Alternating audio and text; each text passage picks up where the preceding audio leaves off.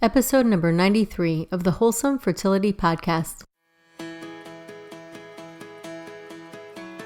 Welcome to the Wholesome Fertility Podcast.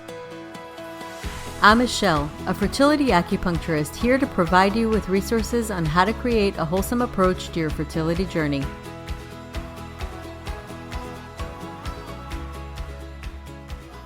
My guest today is Dr. Carrie Jones. Dr. Jones is an internationally recognized speaker, consultant, and educator on the topic of women's health and hormones. She graduated from the National University of Natural Medicine, School of Naturopathic Medicine in Portland, Oregon, where she also completed her 2-year residency in women's health, hormones, and endocrinology. Later, she graduated from the Grand Canyon University's Master of Public Health program with the goal of doing more international education. She was adjunct faculty for many years teaching gynecology and advanced endocrinology and fertility, and has been the medical director for 2 large integrative clinics in Portland. She is the medical director for Precision Analytical, creators of the Dutch hormone test. So welcome to the podcast, Dr. Jones. Thank you so much. I really appreciate it. So can you share your background, how you became an expert in hormones? It's funny. I joke. Hormones is the only thing that I know. I tease all the time. But I'm like, know it very, very well. I'm like, if you have children questions, if your knee hurts, like, I'm so not the girl for you. It's really, hormones in women's health is really all I've ever wanted to do. I knew since I was a little girl that I wanted to be a doctor, and I wanted to be a gynecologist and a pediatrician. And so then as I was progressing along, I actually found naturopathic medicine and went that route instead of conventional medical school. And I did women's health and hormones through my focus, through all of med school. My residency was in women's health, hormones, endocrinology. My practice focused around that. I went back and got my master's in public health so I could do more boots on the ground, work internationally. And now I'm the medical director for a hormone test called the Dutch test, owned by Precision Analytical. So I'm literally surrounded by hormones, hormone tests, hormone people all day long. That's what I do. So how did you first realize that you wanted to do that? Like, was there like something, or you just always knew? So I think I always knew. When I was younger, I had really atrocious periods in that I had severe cramps and I would sometimes throw up and it would be heavy. And then as I sort of got older, I got really into what I ate and how I exercised. I grew up in the Midwest and the South. And so, it was a lot about barbecue, and it was a lot about football, and it was a lot about, it wasn't there. It wasn't really, I didn't really, even though I always ate healthy for the most part growing up, I didn't have that sort of exposure to sort of functional integrative medicine. And as I got more into it, though, as I found it, I was like, wow, this is really neat. Turns out this is how I want to live. I just didn't know that it had a name for it already. And I moved from the South. I was living in Kentucky and went to school in Ohio. And moved west, and then where it's a lot more, at the time was a lot more predominant. And I just got more and more and more into it. And I found that with hormones, it just made sense for me. It just clicked for me really pretty easily, much more, which is why that's why I don't like fix your hurt knee, like muscles and bones, right. I get the gist. Yeah. But hormones, I just instinctually kind of understood. And as a woman, could really relate when women came in and said, here are all the symptoms I'm having, is this normal? I'm like, no, it's common, but it's not normal. And I can relate. That's a good point. I love that you said that. It's common, but it's not normal. Because oftentimes we consider things that are common, like PMS, to be completely normal, or menopause for that matter. Because from a Chinese medicine perspective, it's not normal. Right. Huh. Yeah, absolutely. And so it just sort of grew and progressed from there. And here we are. Yeah. And then you started to do Western medicine. You were thinking about being a Western medicine doctor. Yeah, I was actually working in 2 hospitals at the time. I was an undergrad and I was volunteering in the public health sector of one hospital, and we would go out to the community and we would do blood pressure checks and glucose checks. And I was working with these two nurse practitioners who were just wonderful. And they were all about education, and they were all about diet, and they were all about exercise and just lifestyle based. And I thought that was the neatest, coolest thing. Mm-hmm. And then the other hospital I volunteered in the pediatric wing, and it was very sterile, and it was very cold, and it was very like, you know, medication surgery driven, which 100% there's a time and a place. Mm-hmm. But it was from a just energetic standpoint, I thought, oh, I cannot do this cold, sterile, it's only about medications and surgeries. I absolutely want to go down the education lifestyle route. Mm-hmm. I didn't know that was an option. And so that's really was the big turning point for me. I was on the pediatric wing one day and I thought, no way, like this cannot be how medicine is. Yeah. I don't like it. Yeah, no, I totally get that. And it's interesting because I had a background, you know, I used to have very horrible periods, like, first of all, very painful. And also I'd miss like a period I basically had a 3-month cycle. So wow. Ever since I got my period, and I remember at 17 going to the doctor thinking, oh, you know, I'm going to go to the doctor, I'll come out with like a cure. I wasn't even sexually active. I came home with a pill. And I'm like, why am I on the pill? Yeah. And I asked him, I was like, why do I need to take the pill? Because all I knew about the pill was that you use it so you don't get pregnant. Mm-hmm. And I wasn't sexually active. And I'm like, what does that do? And he goes, well, it's going to regulate your period. You're going to get a period every month now. And I said, yeah, but what happens if I get off this pill? And he said, well, it's going to go back to normal. You need to take this pill in order to have your period every month. And I was like, okay, that makes absolutely no sense. Mm-hmm. But I did it anyway because I had no choice. And it's kind of like, my story is like so many people's story. Right. Yeah. You know? Very common, very common. And it's funny, I was talking about this earlier with somebody and I was saying, because she said, are you for or against the birth control pill? I said, oh, I'm all about the birth control pill when you need it. Like, I have no problem with people on the birth control pill. The problem that I have is just that, like, you go on it for a number of reasons, not to prevent pregnancy, but maybe for something else, cramps, you know, moods, whatever, that are pretty severe. And then you choose to go off of it to get pregnant. And you never dealt with the issue in the first place. And therefore it's still there, or it's worse because the pill is just masking it, or you get all the post birth control syndrome symptoms, and can be for some women really challenging. And so I'm like, I'm not against the pill. What I'm against is that there's no education around like, hey, you're gonna go on the pill, but here's what happens. Here are known side effects to watch out for. Here's what could happen when you come off of it at the other end. Totally. Yeah. And so many women, and I've just heard actually some people talking about this on Instagram. So many people get off and the doctors tell them, oh, you're not, you don't have to get off until you're ready to have a kid. They don't tell them that there's this buffer time that they actually have to get regulated. And this is like, we're talking people on it for like years, 5 to like 9 years. Yeah. And it definitely, so let's start actually with that. What does the pill do to your fertility if you take it for that long of a time? You know what's so interesting? I got a message on Instagram yesterday, if not the day before, from a woman who said, I stopped the pill 5 years ago and I still haven't gotten my period back. And nobody seems to, they're just like, oh, just go back on the pill. Now she's not trying to get pregnant, but imagine if she was. That's 5 years of no cycle. And, you know, because of what the birth control pill did. And plenty of women have no issue with the birth control pill, right? Plenty of women go on the pill, go off the pill, and they're managed to get pregnant. But it's that subset of women that's getting larger, that's getting more vocal, that's like, I did not have that experience and you need to help me. So the birth control pill basically goes in and shuts down your own estrogen and progesterone production. It takes over. And it takes over at the brain level. It tells that it tells the brain not to release hormone, not to release the pulses that make estrogen, that ovulate, that make progesterone, that release an egg. So that's how it works from a prevent pregnancy standpoint. You don't release an egg, you can't get pregnant.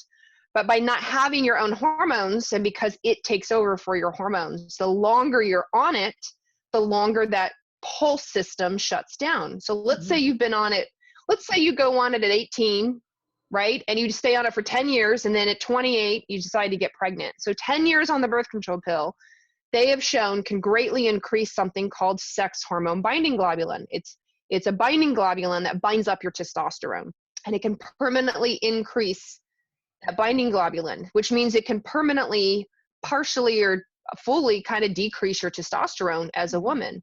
Well, we need it for like libido, and we need it for mood, for energy, and for muscle, right? We know the birth control pill, because it shuts those pulses down. The longer those pulses have been shut down, the harder it is to get back, right? Because it's been 10 years since the brain has had to fire that pulse. And so now you stop the pill at 28 or however old, you know, some women it's a lot longer, and they're like, all right, I'm ready to get pregnant.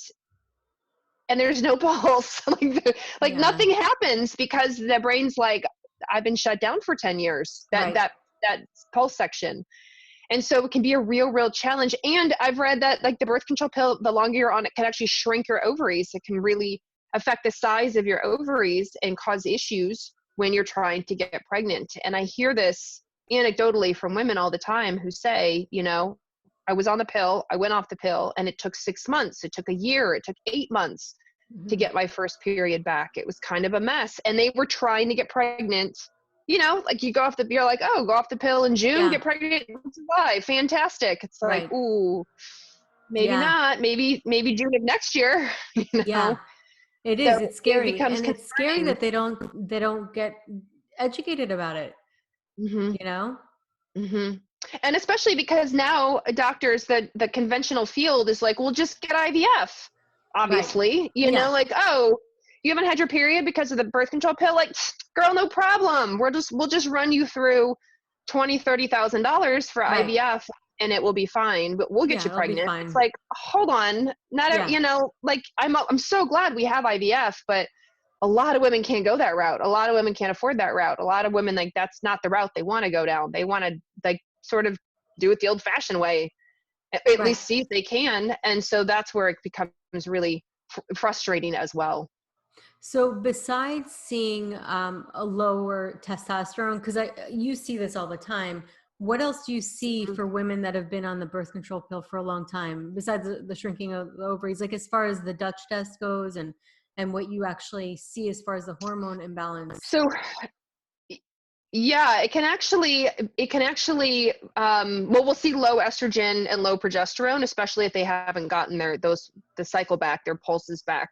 So we will sometimes see on the Dutch test, or any testing, blood, saliva, everything's just kind of low. Everything's just sort of this low, you know, suboptimal level, because the birth control pill has been suppressing it for so long. So they don't really have a lot of estrogen.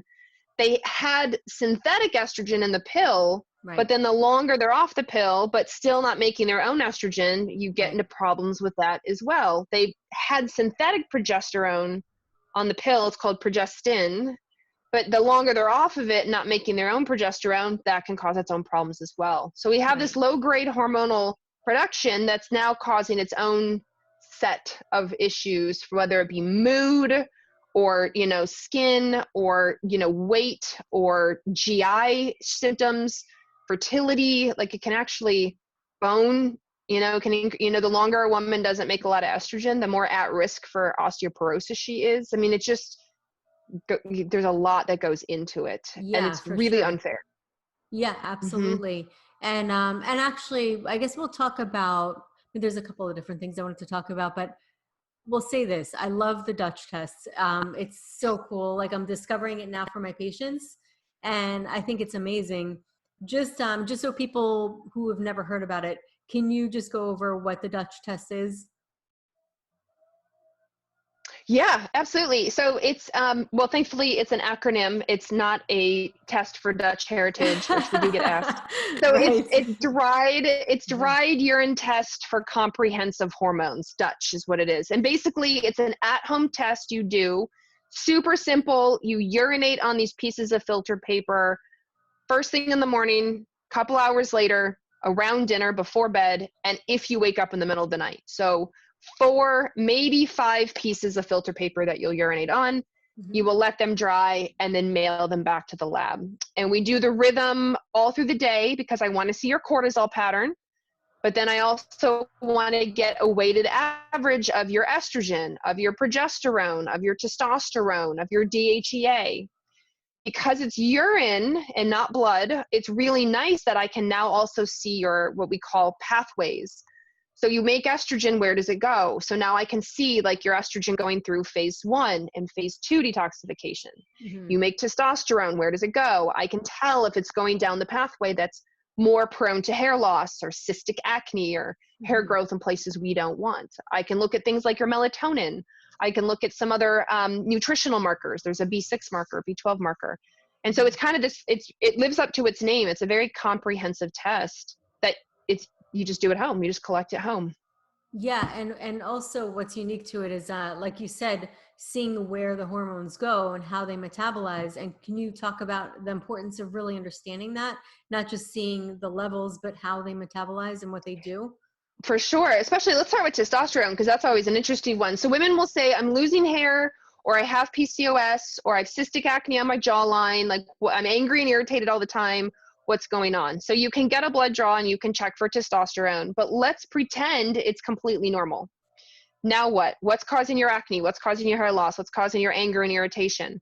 On the Dutch test, what testosterone can do is go down what's known as the alpha pathway, the 5-alpha reductase pathway. And it forms a super potent hormone called DHT. And when you look on the pathway, I can say, oh, look, you are an alpha related person. This is why you're having hair loss. This is contributing to the PCOS. This is causing the acne, the hair growth in places you don't want. And by knowing if you're on this pathway or not, we can do things, whether it's diet, lifestyle, supplements, medication, to move you as much off the pathway as we can to help eliminate or alleviate or reduce those symptoms.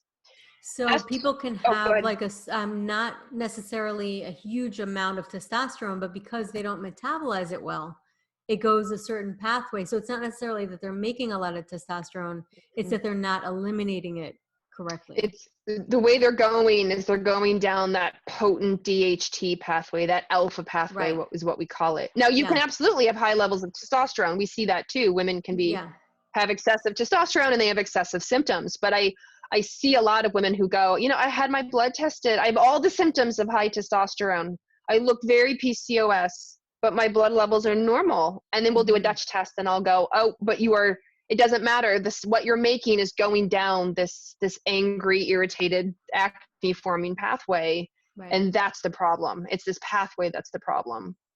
Yeah. It's so interesting. And I really love the way it looks at everything. It really looks almost like at the physiology of the hormones by seeing all the different ways that they behave. And also with breast cancer, estrogen sensitive breast cancer, to see the different types of estrogen, super, super important information. I mean, it could really save lives.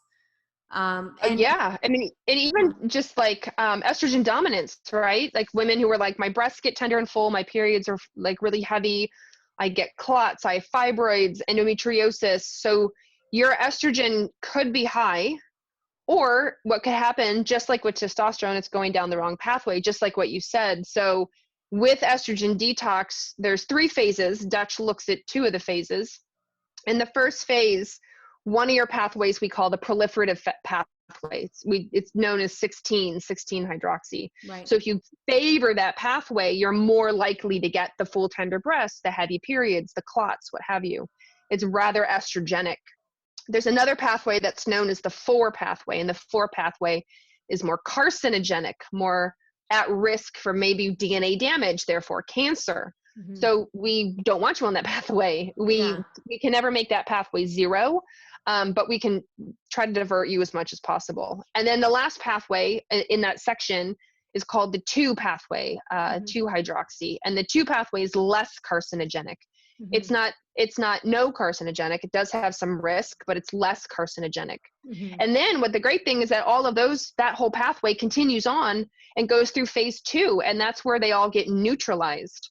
And we want our estrogens to be neutralized. Like when your body's done with estrogen and it's ready to let it go, like we want it to move from estrogen to neutral really quickly. Because when it's neutral, it can't cause damage. It can't bind to things. It can't turn things on. And it can be properly excreted out of the body. So we want that phase 2, that neutralizing section, to be really functioning well for our estrogen. Otherwise, it just, creates havoc again. Yeah. And And then as the for, third, the oh, go ahead. Sorry. I'm going to say the third, just to like wrap it up, is actually typically done through stool testing. So we don't do that in Dutch, Mm-hmm. but once you've got the estrogen neutral, then you want to excrete it. So poop it out. And so we have Yeah. to make sure our guts are. Right. So you could poop it out. Also, the liver is really important for Mhm, excreting and mhm, metabolizing. And mhm. there was a question that I had. Yeah, especially for as far as fertility conditions, it can really affect fibroids, endometriosis. And one of the things, supplements that you usually, I mean, I know that it's very comprehensive. It could be a lot of different things, but DIM is really good for that as well. DIM is good for phase one. So DIM helps get you off the 4 and the 16 pathway and Hmm. onto that less carcinogenic 2 pathway. So that's DIM is diindol methane. It's that and high in like broccoli, kale, cauliflower, Brussels sprout foods. So it's really specific for phase one. Phase two, which is much more specific for like magnesium. Magnesium, your B12, your B6, Hmm. your glycine, that's all specific for phase two. And then phase three are more like your probiotics, your prebiotics, your fiber, to get stuff out of the gut. And so depending where you're stuck in your Hmm. detoxification, can change what maybe food or supplement that might get suggested. Because if you just give DIM, Hmm. but your ability to neutralize is stuck, you're still going to have problems. You have to Right. fix the phase two before you can backtrack to phase one. But Right. yeah, I do use DIM, and I do recommend those foods quite a bit for women who are struggling with hormonal imbalance. Yeah, and also I read, I wanted to get your thoughts on this, is sometimes using too much DIM can also decrease estrogen, so there's like a fine line on Yes, supplementing with that. 100%. And especially if women already have low estrogen, like maybe they have amenorrhea or even PCOS, women who are menopausal or perimenopausal with low estrogen, I'm very careful with DIM. We do see it decrease estrogen, and women will tell me that they'll start DIM for whatever reason. Maybe their practitioner put it on it. Maybe they saw an ad and bought it online and just treated Hmm. themselves, and they'll say, oh my gosh, I feel low estrogen, I have hot flashes, I have night sweats, I have vaginal dryness, I don't feel very good. I'm like, yeah, you might have dropped your estrogen too low. You have to Yeah. be careful. And so that is, it's such a good point in why we should be very careful and not self-supplement and really understand what's going on, and why Dutch test is so huge, and also to work with somebody who's a practitioner that Mhm. understands what it means, because it can be very confusing if you don't know. Right. The first Yeah. time looking at it, I was like, oh my God. Yeah, and 100. It's why comprehensive is in the name. Yes, it's six. it It's quite, six quite pages and comprehensive. comprehensive. And I get asked a lot, and I understand why women ask me that. They'll say like, well, what's the one supplement I can take, or what's one supplement can I take to balance my estrogen, or fix my estrogen? And I'm like, man, if it was that easy, I would swear I would just tell you and not hold back. It's Yeah. actually a lot. The human biochemistry, human physiology is complicated, and there's not one supplement that rules them all, unfortunately. Like it It depends. would It be depends great, where. wouldn't it'd it? be it'd make our lives so much easier. Wouldn't that be so Totally. nice if you're It'd like, be just so nice. literally this one thing, just Would take put it, I us out swear. of business too. I know. It really would. But Yeah, I like you, like if you knew the one thing, you would just tell people. You would shout it from the totally. rooftops. Just take this thing. Women, ladies, I swear it'll cure everything. It Yeah, just doesn't exist. Not the one totally. thing. We have No, that's it why. doesn't. It doesn't. And it's interesting because a lot of people can have the same thing, Mhm. appearance of the same thing, but each person arrives at it differently. Yeah. So Yeah. just like you mentioned with the pathways, I mean, you have no idea what brought you to this place in the first Right. place. So Right. what are the common hormonal imbalances that you tend to see? I know this is a huge question, but maybe the things that really come to mind when it comes to fertility? Oh yeah, with fertility, I would say the big things that I see are probably either lack of ovulation, Mm-hmm. or so they don't release an egg, or they release an egg, but the cells that are responsible for making progesterone, the corpus luteum or the Mm-hmm. lutein cells, are not that strong. So they're rather weak, and they're not putting out very good levels of progesterone. So I do see Mm-hmm. that. is kind of a big one. Actually, that's probably the two biggest things. So if you don't release an egg, then like fertility is not going to happen. Yeah. Right. So, and then I'd say the other thing is probably on the androgen side. Again, that testosterone, 5-alpha, PCOS side, because when you have a lot of testosterone in the ovaries, so in the cells that make testosterone, that can actually affect the way that you make estrogen and then progesterone, and can affect the way that your follicles form. And so if your insulin testosterone, like if it's a PCOS picture, is really high, then those women tend to have the multiple cysts on their ovaries. They can't ever progress. They can't make progesterone. They don't ovulate well. And so we'll see that as well on Dutch testing. They're trying to get pregnant. I'm like, oh, look, you have this PCOS type picture, whether it really is, or it's just sort of the symptoms, the picture. So that can be a big issue. And then the third section that I see for fertility actually is probably high cortisol. So high cortisol will slow down those pulses that make estrogen and that ovulate and make progesterone. And so when I see really high cortisol, lots of stress going on from whatever reason, whether it's stress, whether it's infection, inflammation, other stressful things. And then I'll see lower levels of estrogen and progesterone. And I'm like, oh, something is affecting the brain. Therefore, you're not making these pulses very well. And that can, of course, get in the way of fertility. Right. And I've seen it also with people who are over exercisers.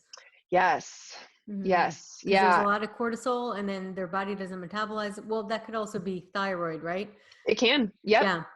Yeah. So, but it can, I also read that over exercise can actually affect the thyroid and create an autoimmunity condition. Over exercise can really affect everything in the whole body. It can be a really big stressor to a lot of the glands and a lot of the systems. Yeah. I had a woman once, she wrote me and she said, I don't have a period. I've lost my period and I go to SoulCycle twice a day, in the morning and in the afternoon, and then often, and I like to run as well. Do you think that's too much? And I was like, yeah, kind of. Yeah. First of all, how do you have that many hours in your day to go to 2 SoulCycle classes and go for a run? And that definitely is probably affecting your cycles. Yeah, for sure. Yeah. And then sometimes it may not even cause you to lose your period. It might just give you like a thinner period, like a day period. Sometimes it kind of like decreases over time. Right. But that slowly is just a response for your body getting overstressed. And I find it so common now because CrossFit, all of these things are becoming like just modern day, like it's like the thing to do. We have to like push ourselves over that edge. So it's definitely something very important to keep in mind, especially for people trying to get pregnant. And I think some of the arguments I hear is like, oh, I've seen people exercising their whole pregnancy, running. There's very few people that can really do that. And if you see that example, great for them, but it's not as common. Yeah, definitely. And as you tell women, I'm like, well, like, listen to your body. Like, yes, you haven't had a period. You're telling me that you're exercising 3 times a day. Do you think that's a smart thing? Like, what you're doing isn't working. So maybe we should dial it back. Like maybe we should adjust that. It's the same with, disordered eating and, anorexia, bulimia, disordered eating patterns. I have women that will tell me I haven't had a period in years. I am either recovering, anorexic, recovering from disordered eating, or in the middle of it. And they'll say, do you think those are linked? I'm like, yes, they're absolutely linked, because the female body, as you teach, is like, whether you want to get pregnant or not, reproduction is what we're built around. And so if the brain thinks it's too stressful, and threatened, if the brain feels there's not enough food and nutrients, if the brain feels like there's too much, then it will definitely thwart how we make hormones and how we get a cycle, of which disordered eating falls into that category as well. Which is why women who, I was anorexic in college, lost my period. Once I started eating it again, got my period back. I was like, oh, look at that. Yeah. Didn't realize pretty quick, actually. Didn't realize they were linked. Okay. Yeah. It comes back pretty quick with over exercising. You just stop exercising, it comes back. That's the cool thing about the body. It is forgiving. However, it's more worried about survival than reproduction. Right. Absolutely. I had a Yeah. woman who was she ran marathons for, that was her exercise. And every weekend she ran a half or a full marathon, and she couldn't figure out why she couldn't get pregnant. Mm. And once I explained all this to her, and I know running was her outlet, but she decided to cut way back, and she ran her last marathon, and 4 months later she was pregnant. Wow. Look at You that. know, like it can It's crazy. happen. Yeah, Yeah. for sure. So I wanted to talk about DHEA because that's a Mhm. supplement a lot of people hear about, and then, they decide to buy it for themselves. How could it be? Because it's obviously for certain types of people, and certain types of conditions. Now, I know that for people that don't need it, or there's certain people that actually should not even try it. And then there's also people who have normal DHEA come up, and then low testosterone that can also use it. So Right. we'll start out with what people need to be aware of, like who should not be taking DHEA. Right. So DHEA is primarily an adrenal hormone. 80% of our DHEA and 100% of our DHEA-S, which is the sulfated form, are made in our adrenals. The other 20% of DHEA, the itty bitty amount, is made in our ovaries. So DHEA is, if I had to pick a favorite hormone, DHEA is it. It's very protective. It's very protective against cortisol. It's very helpful in the brain. It's very good for reproduction, but too much of it, and you can have all of those same high testosterone type symptoms. If your DHEA is going down the alpha pathway, you too can have hair loss, cystic acne, hair growth in places you don't want, kind of again, that PCOS type picture. Right. So if you already have high levels of DHEA and then you add more fuel to the fire by taking DHEA, you can actually make those symptoms worse. So that's not who I recommend DHEA for. I'm Right. also So very careful. People with PCOS should be really careful. Be careful. Or just not, test. avoid it. Yeah. Test and see where you're at. Test and see where you're at. Yeah. It's also important women realize there's man-sized dose and there's woman-sized dose. So men dose of DHEA is generally a lot higher in the 25 to 100 milligram range. Women physiologically need a lot less. We only make like 10 milligrams a day. So when I dose DHEA for women, it's a lot less. I'm usually in the maybe 1 to 20 milligram range, depending on what's going on. Right. Women can be very sensitive to DHEA. It can make them anxious. It can keep them up. It can make them jittery. So if you're already of that constitution, you're already kind of a, nervous kitten, I may not give you a lot of DHEA, if any, because I don't want to make you more anxious. I don't want to make you more insomnia. I don't want to give you more of that jitteriness. Right. So I'm careful with that as well. So if somebody does have DHEAS, it shows it in the Dutch test, or like mid-range on that, but they have a low testosterone, would you give it to them? I would, yeah, I could. Yeah. DHEA is definitely an option. It's definitely an option. Right. Yeah. And it helps with libido. It helps with a Yep. lot of Energy, fertility. mood. Yep. And fertility, there's research, there are studies on giving, now it's really high doses. So be very careful, women, work with your doctor. Yes. The dose is 75 milligrams for fertility, and finding that it's been, can be really helpful when women going through IVF. It's been IVF studies that they've done it on. And when I first read the article, I went 75 milligrams. Man, I bet she was angry. I only imagine what her mood was like, and the hair growth and the acne. But yeah, so just be careful. And you don't necessarily need that much. Those were just in the IVF studies. Right. If you're working with your practitioner on DHEA. But important, obviously, because it's a hormone, to test and make sure that you're monitoring what's going on in the body as a result. Yeah. Another herb that seems to be in question a lot is Vitex. It's a great herb. I happen to love Vitex. However, again, it's not for everybody. And it also, you had mentioned in some, I don't remember where it was that I heard that you take breaks from it. So who would Vitex be good for? But again, with that being said, with whatever you're going to say, is check with your doctor, check with a naturopath or an acupuncturist or somebody who's knowledgeable about that.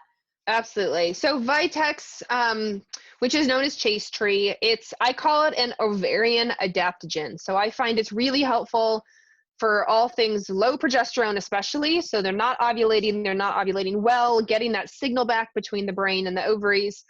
As a result, I also do find it's helpful for low estrogen in that case. So if she's not making hormones well in general, I find that Vitex can swoop in and kind of help improve that communication. So she will make estrogen and then she will make progesterone in a timely manner.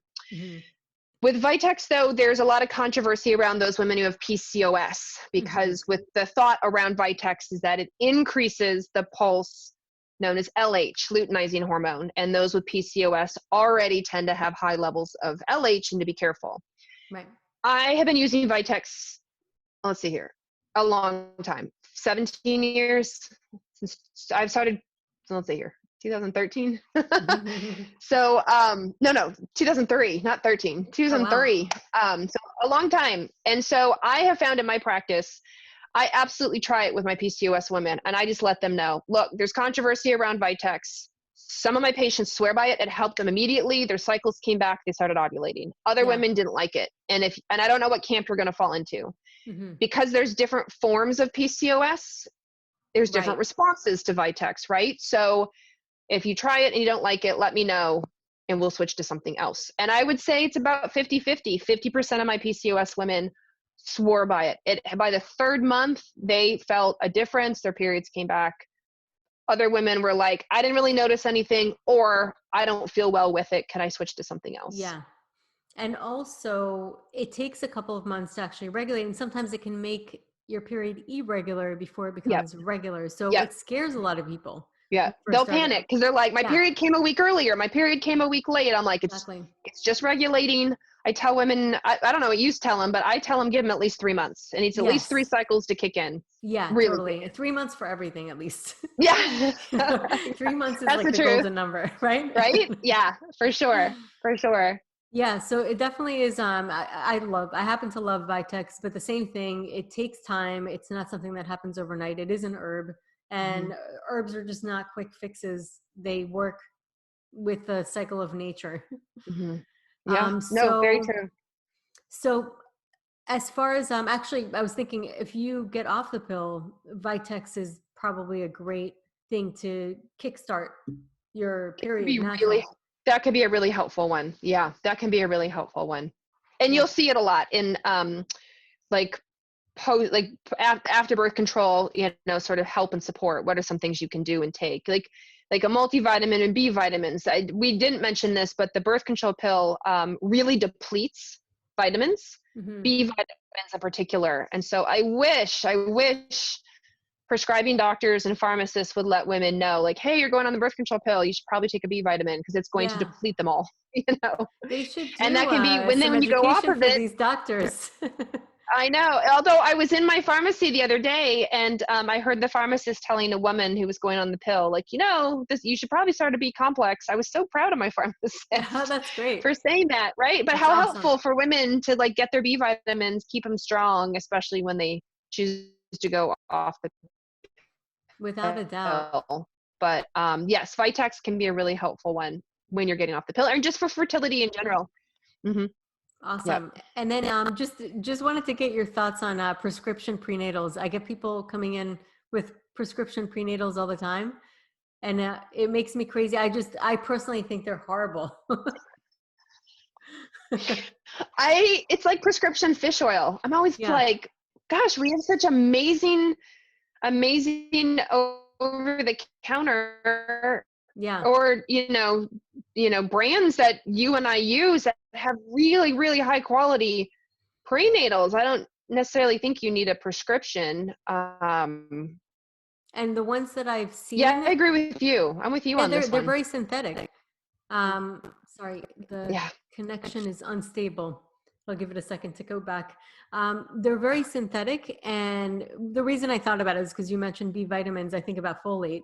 They always have folic acid in it, and what boggles my mind. I mean, this is a little different because I don't think you guys don't do the genetic testing, but the MTHFR gene mutation, which you could probably pick up though with not MTHFR. We look at more. We don't test COMT, but we look at activity. Right. So you could see that the activity. methylation is off, and then you can say maybe go get checked for MTHFR if you could see it on the Dutch. Maybe. So what Yeah. I find just boggles Yep. my mind is that so people will come over to Yep. me either from their gynecologist or Yeah. from their reproductive endocrinologist, and I think something's a little off with the recording. Hold on one second. Can you hear me well? Yeah. Yeah. Okay, perfect. So what I find is that people will come from their gynecologist or reproductive endocrinologist, and they'll have all the supplements, the list of supplements that they take, and one of them is methylfolate, but yet they'll get a prescription because they have MTHFR gene mutation, but Hmm. they'll get a prescription for prenatal with folic acid in it. And it's in a tablet, right? It's always in a tablet. And tablets are hard to absorb. They're hard to break down in the body. And then when they Right. finally do, it's folic acid. You're like, come Exactly. on, I'm like, I don't get it. come I'm on like, now. they know to give you the extra methylfolate, but they don't. So then I'll say something, and then some of them obviously will hear me out, and some of them are like, well, let me see what my doctor says about that. I'm like, Yeah. okay. Well, Yeah. I yeah. know. No, I agree. I totally agree with you. Yeah, no, it happens. And then sometimes you're like, but you don't want to, get in this whole battle with like, between you and them and make the patient feel uncomfortable. So you kind of work around it in a very subtle way. But yeah, Right. sometimes things like that happen. I'm like, oh my God. But this is so interesting. Anything else that you see that is something that you think that people should consider, I guess, as far as, Yeah, that's a good question. yeah. Melatonin, I forgot to mention this earlier. There's studies to show like how melatonin is so important and so helpful for the health of ovarian cells, Mm-hmm. the ovarian tissue. And where do we make melatonin? Well, believe it or not, we make most of it in our gut, Hmm. but we also make it in our pineal gland when we sleep at night. So when women come to me with a lot of cycle irregularity, cycle issues, I'll say, how was your sleep? Mm. Because their sleep rhythm helps set their reproductive rhythm. And then melatonin is an antioxidant right in the ovaries. And so I'm like, okay, we need to work on your sleep hygiene. We need to get you to wind down at night. I need you off your screens before bed. I need you to use blue light blocking glasses. I need you not Right. to watch scary Netflix things before you go to bed. I Yeah. need to, be careful of the alcohol and the sugar. Like all the things we would tell a 4-year-old, obviously other than alcohol, like Yeah. we need to do is ourselves as adults. We need to read a book before bed, and we need to get Yeah. tucked in, and we need to be calm and no more TV, and it's the same stuff, and all of that will help reproductive rhythm and subsequently melatonin in the ovaries. Such a good point, and it's so true. And also, some people supplement on melatonin. You're not saying Mhm. even to supplement. You're just saying regulate your body just by doing these few Right. simple Before jumping things. into supplementation, like really evaluate your sleep habits. Because people will say, oh, I sleep terribly. Should I take melatonin? Like, Hmm. well, why do you sleep terribly? Oh, well, I mean, I'm up working late. I get my second wind. I put my kids to bed, so I have all this time. I have a glass of wine to relax. I'm watching Netflix with my partner. And all of a sudden it's Right. midnight. Like, well, okay, no, you don't need melatonin. What you need is to overhaul what you do at night before bed. Right, totally. And it's just really simple things. I mean, the thing is, what I tell people all the time, and it's pretty common sense, but I think common sense is always common, and I'm not saying anything, but it's just that people don't think about it because it just feels better to do what you want on your tablet. But when you're confusing your mind, like we are not, like artificial light is not really part of nature. It's not, it's a man-made thing, and our bodies don't respond. They think that artificial light is actually the sun. They don't Hmm. get, you can't explain that to the body. So Hmm. the body Hmm. wakes up when the sun comes up. So it completely confuses the circadian rhythm. And Right. since we're so rhythmic as women, especially, it could definitely affect everything, cascade of events. So Hmm. yeah, very Yeah. interesting. 100%. So do Yep. you do consultations? I do not. No, Hmm. unfortunately, I'm on a sabbatical. So I do with practitioners Hmm. through Dutch Test. So for practitioners listening, yes, we have a team of 8 that do Monday through Friday, Hmm. do consults, but not with, I don't see patients at the moment. Okay, I'll ask for you. I'll definitely, I could definitely pick your brain for sure. Yeah. Yeah. I leave it. Most of the consults are most of the time my team does them. Historically, normally I'm traveling. Yeah. Obviously I'm not traveling now. Yeah. No. So my time is spent, I do a lot of education, a lot of webinars and whatnot, and my team does most of the consults. But yes, absolutely. That'd be awesome. We do a Monday through Friday. Yeah, you're very good at relaying something that's very complex into very simple form and digestible form. So I think Thanks. that you're really good for you're perfect for your job. Thanks. I like to think so too. Yeah, I mean, you're able to, and that I think that that's what makes a good teacher or Mm-hmm. educator is somebody who knows how to simplify it and not make it so complicated. Mm-hmm. Because hormones can be extremely complicated. And Absolutely. when you hear hormones, you're like, oh, that's most Yeah. people's initial reaction. Right.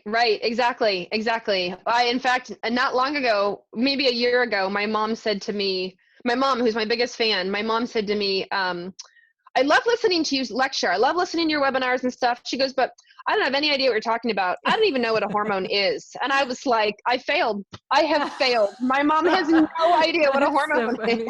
is. Okay, I have to go back to the basics. Yeah, but that's typical. I don't know why parents and kids, I know. it's like a whole other kind of Right, communication. exactly. They're super proud, but they have no idea. Exactly. They're just like, I just love you. Right. Awesome. So how can people find out more about the Dutch test? So our website is the best place. It's dutchtest.com, and everything on it is free, meaning all of our webinars, all of our podcasts, everything we do online, we just post for everyone's general information. We're big on getting information out there. Mm-hmm. So even if you're not a practitioner, but you're super interested in the hormones, you are welcome to watch our webinar on stress and resiliency, on estrogen detoxification, on HRT. You can listen to all the podcasts like this one. We don't hold back. We want people to be hormonally educated. Awesome. Well, thank you so much for coming on. This is really cool for me because I love hearing it the way you're explaining it to me. I mean, for me, I have a background in Chinese medicine, so we're trained a little differently. I am starting to understand functional medicine a little bit more just over time. You just learn different things. So I just love hearing it from different people and different perspectives. And I found this very educating myself. So thank you. Oh, you're welcome. Oh, this is great. No, I loved it. I was really glad that you invited me on. I appreciate it. Awesome. Thank you. All right. Bye-bye. Bye.